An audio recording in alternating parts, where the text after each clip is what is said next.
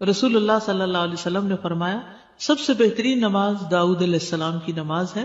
وہ نصف رات سوتے تھے، تہائی رات جاگتے تھے اور رات کا چھٹا حصہ سوتے تھے. یعنی پہلے کچھ دیر سو جاتے اور پھر درمیان میں جاگتے، پھر آخر میں پھر سو جاتے. تو اس طرح پھر ان کی تھکاوٹ بھی نہیں ہوتی. جو رات کے بالکل ارلی حصے کا سونا ہوتا ہے نا، وہ اگر انسان کو مل جائے تو وہ اتنا زبردست ہوتا ہے گویا وہ انسان ساری رات سو چکا، کئی گھنٹوں کی نیند کے برابر ہوتا ہے. اس میں تھکاوٹ جلد اترتی بنسبت پچھلی رات سو. صحابہ کا قیام.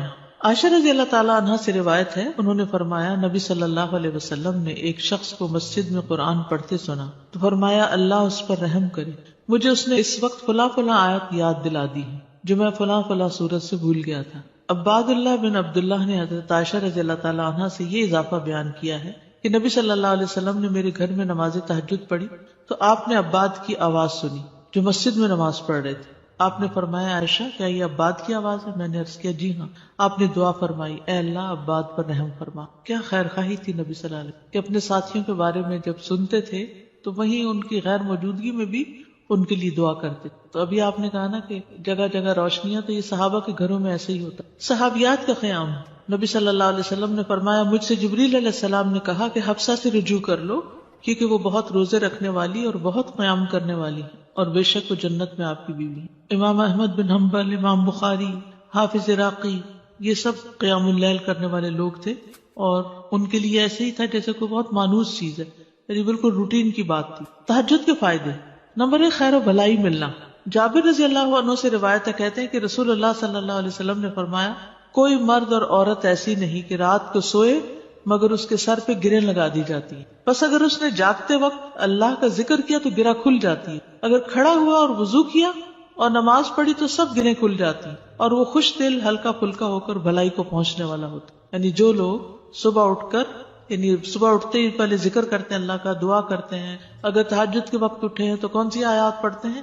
آل عمران کی آخری آیات ان فی خلق السماوات والارض، اور پھر وضو کرتے ہیں، نماز پڑھتے ہیں تو ان کی ساری گریں کھل جاتی، بالکل فریش ہو کر ریلیکس ہو کر دن کا آغاز کرتے ہیں. اور اگر نماز مس ہو جائے تو بوجھ تلے آ جاتے ہیں. اسی طرح نفس میں چستی آتی ہے ورنہ سستی اور خباثت نفس کے اندر آتی ہے. لا علاج مرض سے شفا ملنا. امام ابن قیم کہتے ہیں قیام اللیل حفظان صحت کے اسباب میں سب سے زیادہ نفع مند، یعنی صحت کی حفاظت کے لیے سب سے اچھی چیز ہے اور بہت سے لا علاج امراض کو روکنے والے امور میں سے سب سے زیادہ روکنے والا ہے اور جسم، روح اور دل کو بہت چاق و چوبند رکھنے والا ہے. یعنی لا علاج مرضوں کا علاج ہے قیام اللیل. دل کا علاج. یحییٰ ابن معاذ کہتے ہیں دل کا علاج 5 چیزوں میں ہے. نمبر 1 تدبر کے ساتھ قرآن پڑھنا. نمبر 2 پیٹ کو خالی رکھنا، یعنی بہت زیادہ نہ کھانا. نمبر 3 قیام اللیل. نمبر 4 سحری کے وقت اللہ کے سامنے عاجزی اور انکساری کرنا. نمبر 5 نیک لوگوں کی مجلس میں بیٹھنا. دل کو خوشی ملنا. عطا خراسانی کہتے ہیں جب آدمی رات کو تہجد کے لیے اٹھتا ہے تو خوشی کے ساتھ صبح کرتا ہے اور اس قیام کی وجہ سے اپنے دل میں مسرت محسوس کرتا ہے، اور اگر اس پر نیند غالب آ جائے اور وہ اپنے ورد سے سویا رہ جائے تو غم کی حالت میں صبح کرتا ہے کہ آج میرے تہجد مس ہو گئے اور اس کا دل ٹوٹا ہوا ہوتا ہے گویا کہ اس کا کچھ کھو گیا ہو، کیونکہ اس نے اپنے نفع مند کاموں میں سب سے زیادہ مفید کام کو کھو دیا، یعنی قیام اللیل کو. رزق ملنا. ابن قیم کہتے ہیں 4 چیزیں رزق کو کھینچ لاتی ہیں. نمبر 1 قیام اللیل. نمبر 2 سحری کے وقت استغفار کی کثرت. نمبر 3 صدقے کا خیال کرتے رہنا. نمبر 4 دن کے شروع اور آخر میں اس کا ذکر کرنا، یعنی صبح شام کی دعائیں ہیں یا اذکار ہیں. چہرے پر نور آنا. حسن بصری سے پوچھا گیا رات کو تہجد پڑھنے والے سب لوگوں سے زیادہ حسین چہرے والے کیوں ہوتے ہیں؟ انہوں نے کہا اس لیے کہ وہ تنہائی میں رحمان کے ساتھ گفتگو کرتے ہیں اور اللہ انہیں اپنا نور پہنا دیتا ہے. لوگوں کی محبت ملنا. سعید بن مسیب کہتے ہیں کہ ایک آدمی رات کو نماز پڑھتا ہے تو اللہ اس کے چہرے میں نور بنا دیتا ہے. اس نور کی وجہ سے ہر مسلمان اس سے محبت کرتا ہے. جب اس کو ایسا شخص دیکھتا ہے جس نے اسے پہلے نہیں دیکھا ہوتا تو وہ کہتا ہے بے شک مجھے اس آدمی سے محبت ہے، یعنی دیکھتے ہی اس کے دل میں اس کی محبت آتی ہے. کوئی ایک فائدہ بتائیے مجھے، کیا فائدہ تہجد پڑھنے کا؟ خوشی ملنا. دل کا علاج. لا علاج مرضوں سے حفاظت. رزق ملنا. نفس میں چستی آنا. لوگوں کی محبت ملنا. چڑچڑا پن دور ہوتا ہے، برداشت پیدا ہوتی ہے. تو جس میں برداشت پیدا ہو جائے تو پھر بہت سے اس کے دوست بن جاتے ہیں. اب دیکھیے کہ پچھلی پہر رات کو اٹھ کے صاف ستھرا ہو کے نبی صلی اللہ علیہ وسلم کا طریقہ کیا تھا کہ آنکھ کھلتے مسواک کرتے تھے. مسواک کیا، صاف ستھرے ہوئے، پاک ہوئے، اور پھر آپ طویل قیام کرتے. اب کیا کہتے ہیں, کھڑے ہو کے آفس میں کام کریں, اسٹینڈنگ آفیسز بن رہے ہیں, یعنی قیام کی حالت میں کمپیوٹر استعمال کرے. تو یہ قیام اگر کسی نے صبح صبح ہی کر لیا ہو, اور پھر نبی صلی اللہ علیہ وسلم کے قیام جتنا ہی ان کا رکوع بھی ہوتا تھا, اتنی دیر آپ جھکے ہوئے, اتنی دیر آپ کا سر سجدے میں پڑا ہوا, صحت ہی صحت ہے, ایکسرسائز ہی ایکسرسائز. فجر سے تھوڑی دیر پہلے اٹھ کے قیام کرنا, میں نے کسی لیکچر میں یہ سنا تھا کہ مطلب ٹھیک ہے آپ یہ تو کرتے ہیں, لیکن یہ بیسیکلی وہ قیام اللیل نہیں ہے, یہ کچھ اور ہی چیز ہے.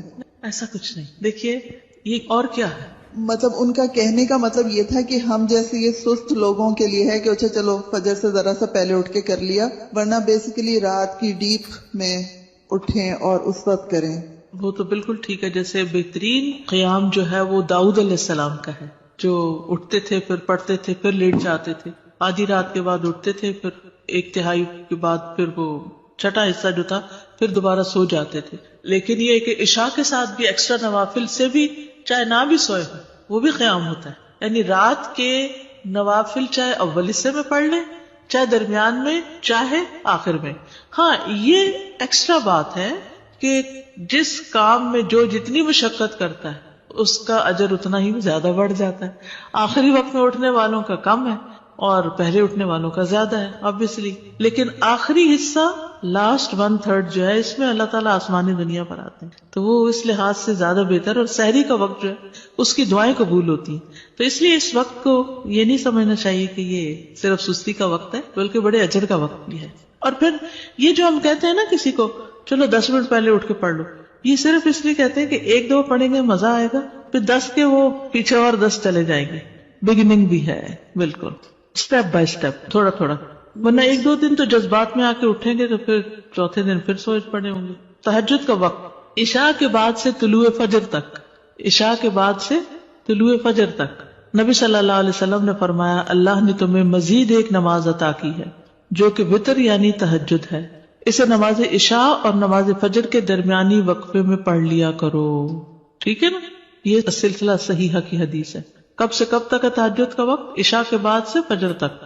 اٹھنے کا بہترین وقت, مسند احمد کی روایت ہے, ابو مسلم سے روایت ہے کہ میں نے ابو ذر رضی اللہ عنہ سے پوچھا رات کے کس حصے میں قیام کرنا سب سے افضل ہے؟ ابو ذر رضی اللہ عنہ نے کہا میں نے بھی رسول اللہ صلی اللہ علیہ وسلم سے اسی طرح سوال کیا تھا جس طرح تم نے مجھ سے کیا. آپ نے فرمایا رات کے پچھلے پہر, یا رات کے پچھلے پہر یا نصف رات میں, لیکن ایسا کرنے والے بہت تھوڑے ہیں. یعنی مشکل ہے نا آدھی رات کو اٹھنا. آپ مثلا سوئے ہیں 10 بجے اور 12 بجے پھر اٹھ جائے تو مشکل ہوگا. رات کے آخری حصے میں قیام کرنا. جابر رضی اللہ عنہ سے روایت ہے, انہوں نے کہا میں نے نبی صلی اللہ علیہ وسلم کو فرماتے ہوئے سنا تم میں سے جسے یہ خدشہ ہو کہ وہ رات کے آخر میں نہیں اٹھ سکے گا تو وہ وتر پڑھ لے پھر سو جائے, اور جسے رات کے قیام کا یقین ہو وہ رات کے آخر میں وتر پڑھے, کیونکہ رات کے آخری حصے میں قرات کے وقت حاضری دی جاتی ہے اور یہ بہتر ہے. ٹھیک ہے, تو رات کا آخری حصہ بھی اچھا ہے. آخری پہر دعاؤں کی قبولیت کا وقت بھی ہے. عمرو بن عبسہ سے مرفوعاً روایت ہے کہ رات کی نماز 2 رکعت ہے اور رات کے آخری حصے میں دعا سب سے زیادہ قبول ہوتی ہے. رات کے آخری حصے میں دعا سب سے زیادہ قبول ہوتی ہے. نبی صلی اللہ علیہ وسلم کے اٹھنے کا وقت.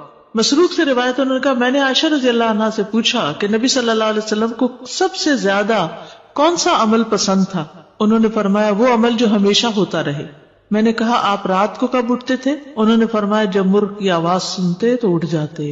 اب دیکھیے اس کو گھڑیاں نہیں تھی, لیکن اللہ نے نیچرلی یعنی کہ ایک وقت تہجد کا جو تھا اس میں مرغ اذان دیتا ہے, تو وہ بھی ایک الارم کی طرح ہے. آپ کو پتہ ہے کراچی کا تو کچھ نہ پوچھیں, اس لیے کہ فرسٹ ٹائم کراچی میں میرے ساتھ یہ ایکسپیرینس ہوا کہ رات کے وقت کبھی بول رہے ہیں, رات کے وقت کبھی بول رہے تھے.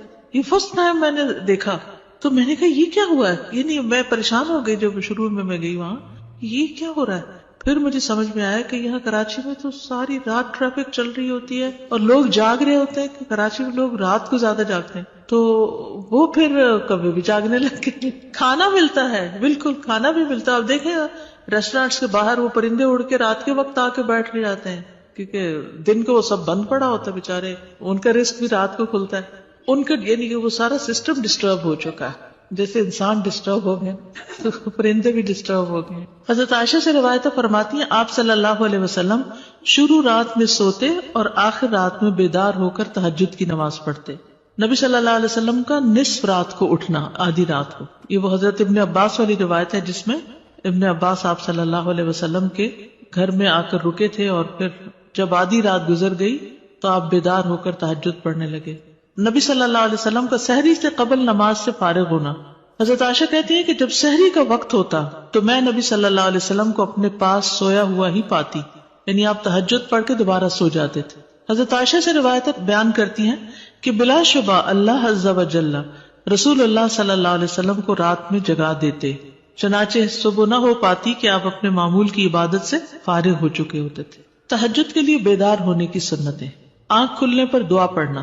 نبی صلی اللہ علیہ وسلم نے فرمایا جو شخص رات کو بیدار ہو کر یہ دعا پڑھے لا الہ الا اللہ وحدہ لا شریک لہ لہ الملک ولہ الحمد وہو علی کل شیء قدیر الحمد للہ وسبحان اللہ ولا الہ الا اللہ واللہ اکبر ولا حول ولا قوة الا باللہ ثم قال اللہم اغفر لی او دعا استجیب لہ فإن تودع وصلى قبلت صلاته. نبی صلی اللہ علیہ وسلم نے فرمایا جو شخص رات کو بیدار ہو کر یہ دعا پڑھے لا الہ الا اللہ آخر تک اور پھر کہے اللہم اغفر لی، اے اللہ میری مغفرت فرما، یا کوئی اور دعا کرے جو اس کی دعا ہے تو اس کی دعا قبول ہوتی ہے.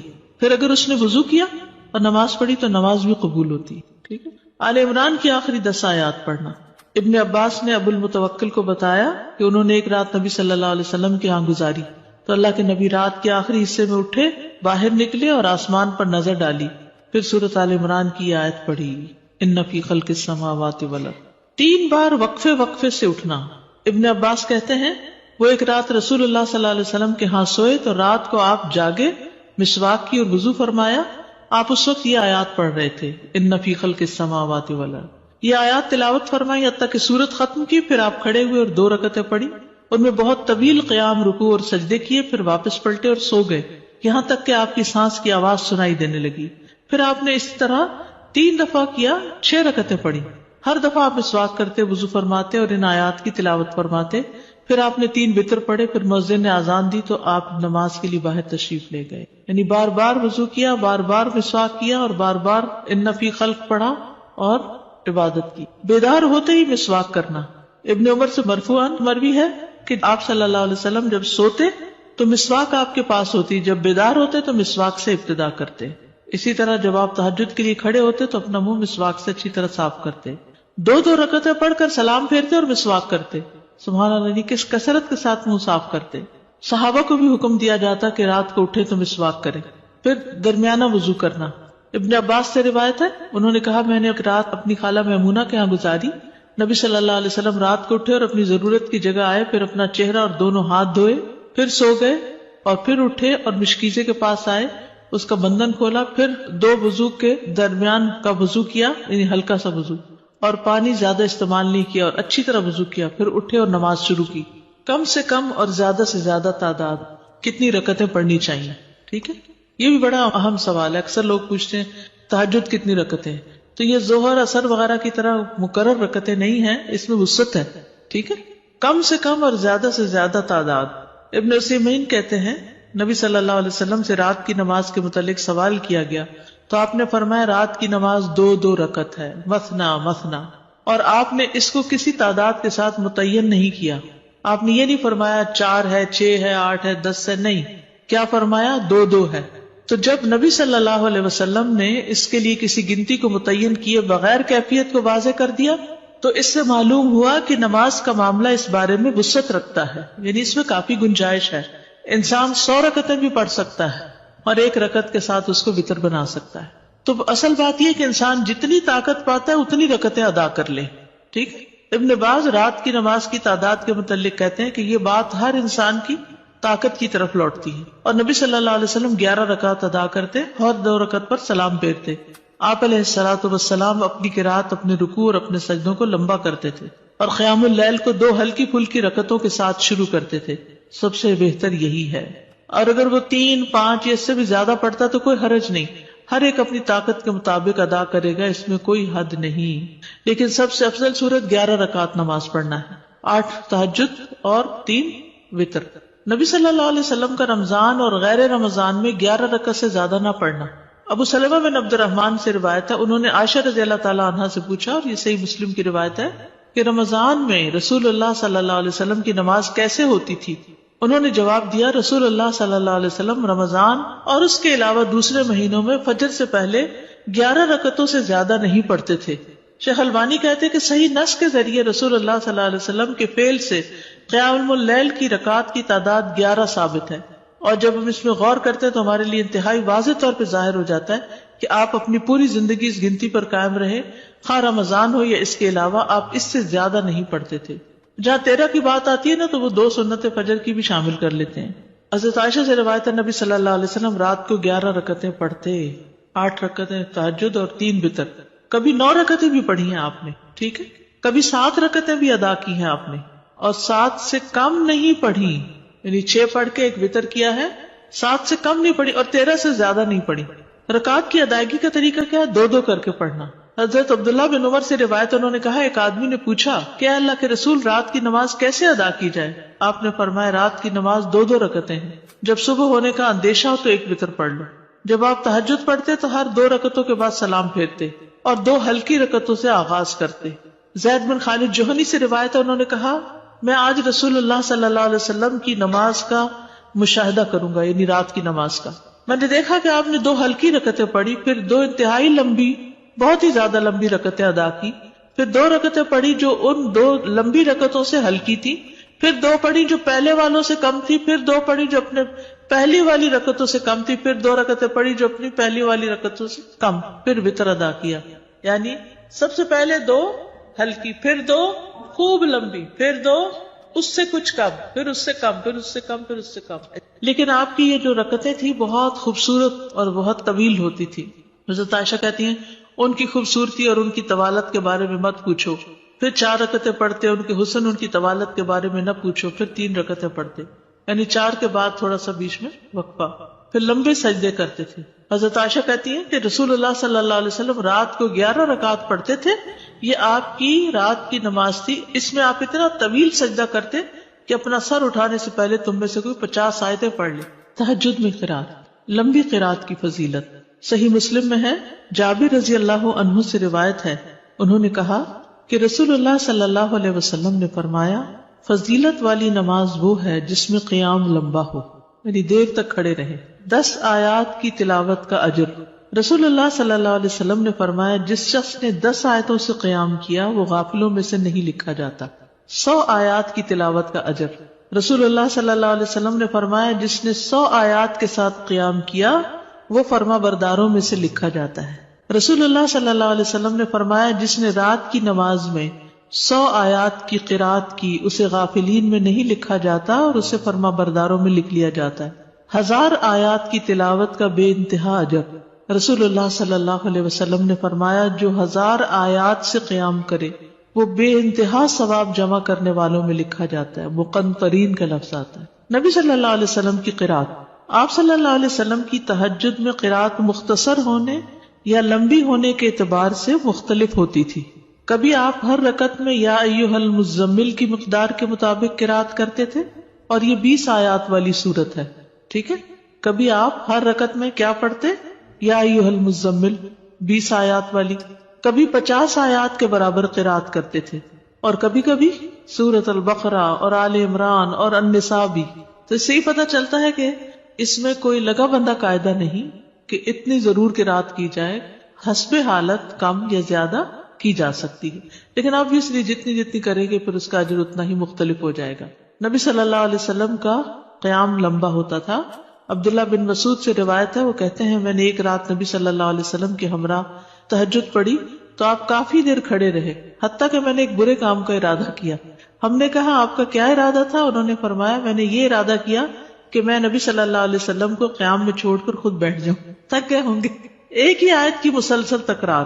حضرت عائشہ سے مروی ہے، انہوں نے کہا کہ نبی صلی اللہ علیہ وسلم نے ایک رات قرآن کی ایک ہی آیت سے قیام کیا، یعنی ایک آیت بار بار پڑھتے رہے، بار بار پڑھتے رہے. اور وہ کیا آیت تھی؟ ان تعذبہم فانہم عبادک وان تغفر لہم فانک انت العزیز الحکیم. اگر تو ان کو سزا دے تو بے شک وہ تیرے ہی بندے ہیں، اور اگر تو معاف کر دے تو بے شک تو ہی غالب بڑی حکمت والا ہے. یعنی یہ تو تجھ پر، یعنی کہ ایک طرح سے رحم ہی کی درخواست کر رہے ہیں کہ تیرے بندے ہیں، تو رحم فرما دے ان پر. اسی طرح سورۃ الاخلاص کی تکرار، بار بار ایک ہی سورت. پھر اسی طرح جہری اور سری دونوں طرح سے قرات کرنا جائز ہے. آپ چاہیں تو تہجد میں بلند آواز سے تلاوت کریں، چاہیں تو دل میں پڑھیں. غزیف بن الحارث سے روایت ہے کہ میں نے عائشہ رضی اللہ تعالی عنہا سے کہا، کیا آپ نے دیکھا کہ رسول اللہ صلی اللہ علیہ وسلم قرآن اونچی آواز سے پڑھتے تھے یا خاموشی سے؟ فرمایا کبھی اونچی آواز سے پڑھتے، کبھی دھیمی آواز سے. میں نے کہا اللہ اکبر، تمام تعریف اللہ کے لیے جس نے اس معاملے میں وسعت رکھی. اب یہ اختلاف نہیں، کیا ہے؟ وسعت ہے.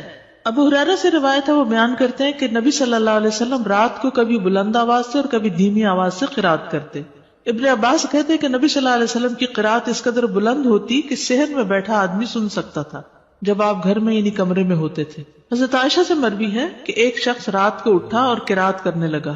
اس نے اپنی آواز بلند رکھی. جب صبح ہوئی تو رسول اللہ صلی اللہ علیہ وسلم نے فرمایا اللہ فلاں پہ رحم فرمائے، اس نے رات مجھے کتنی ہی آیتیں یاد دلا دی جو میں بھول چکا تھا.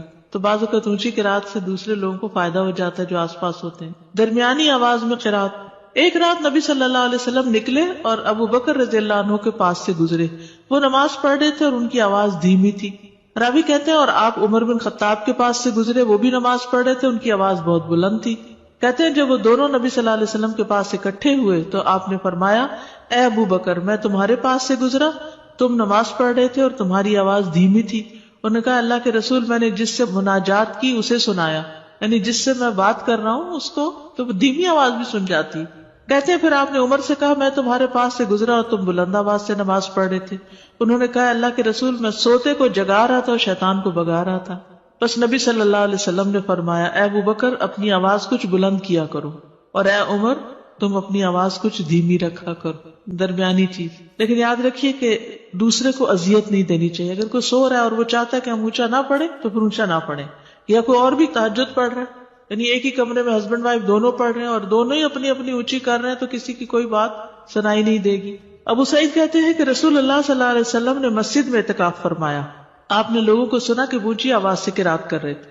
آپ نے پردہ ہٹایا اور فرمایا خبردار، بے شک تم سب کے سب اپنے رب سے مناجات کر رہے ہو، مگر تم میں سے کوئی دوسرے کو ہرگز ایذا نہ دے، کوئی کسی کو تکلیف نہ پہنچائے، اور قرات میں اپنی آواز دوسرے پر بلند نہ کرے. یا فرمایا نماز میں، یعنی دو لوگ پڑھ رہے ہیں تو کوئی ایک دوسرے سے اونچا کرنے کی کوشش نہ کرے، اپنی اپنی نماز پڑھی جائے. ٹھیک ہے، اس میں وسعت ہے. اونچی آواز سے پڑھ سکتے ہیں اور نیچے سے، لیکن پسندیدہ کیا ہے؟ درمیانی آواز سے پڑھنا.